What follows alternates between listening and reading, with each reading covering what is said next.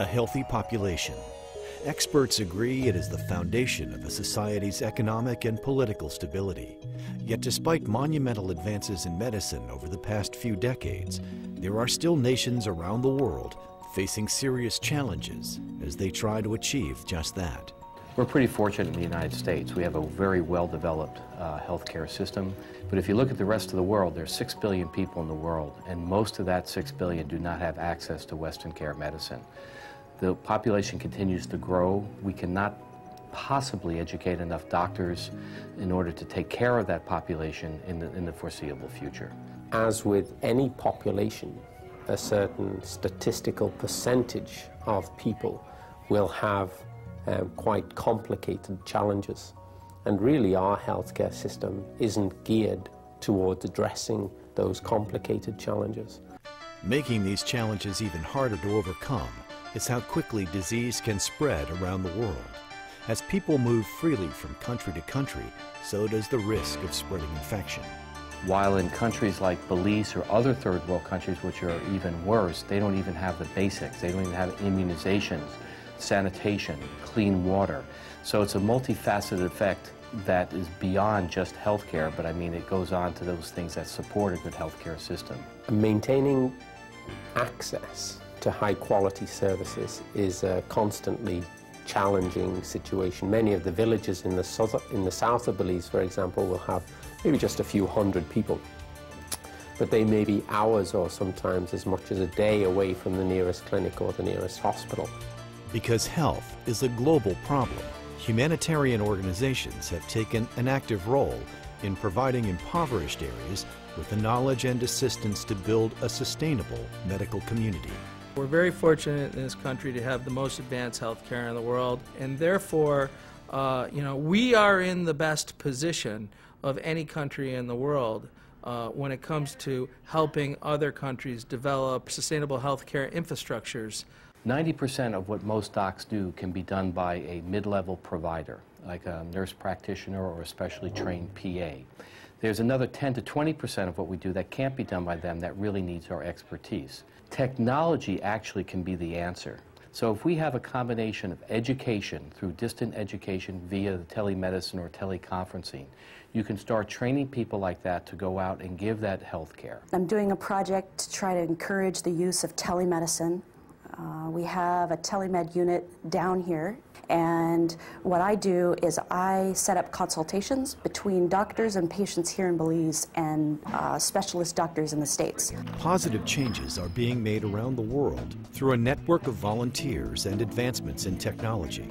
Educating students and providing critical medical services and supplies to people living in areas of need are some of the methods proving to be successful.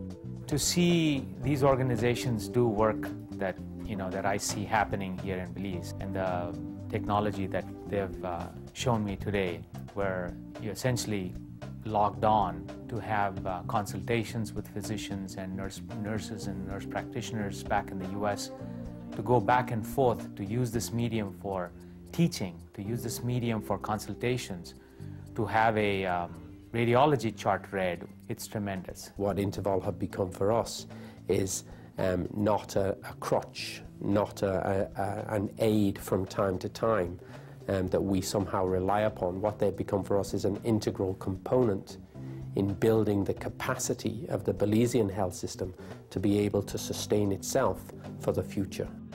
InterVol is a Rochester, New York community nonprofit organization whose volunteers' actions impact the lives of our community, nation, and the world by serving others.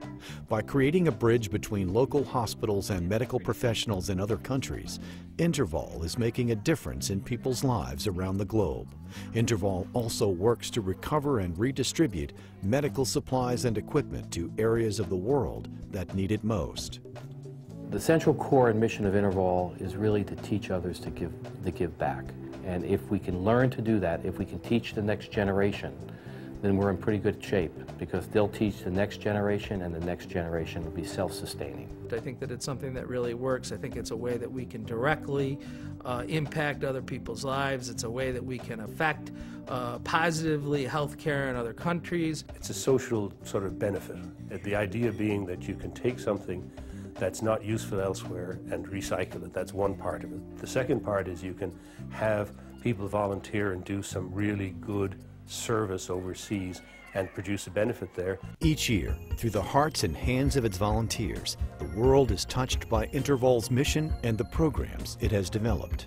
We had this patient, and she came to me and she said, you know, I have this problem with my heart. They told me that I need to get a valve fixed. So I encouraged her to come and see the doctors that were coming from InterVol, and the cardiologist was there. I had a mitral valve stenosis. It had to be an open heart surgery, and it is a success. Now I'm feeling good. I can just get up and go. I don't have to think about, oh, my heart.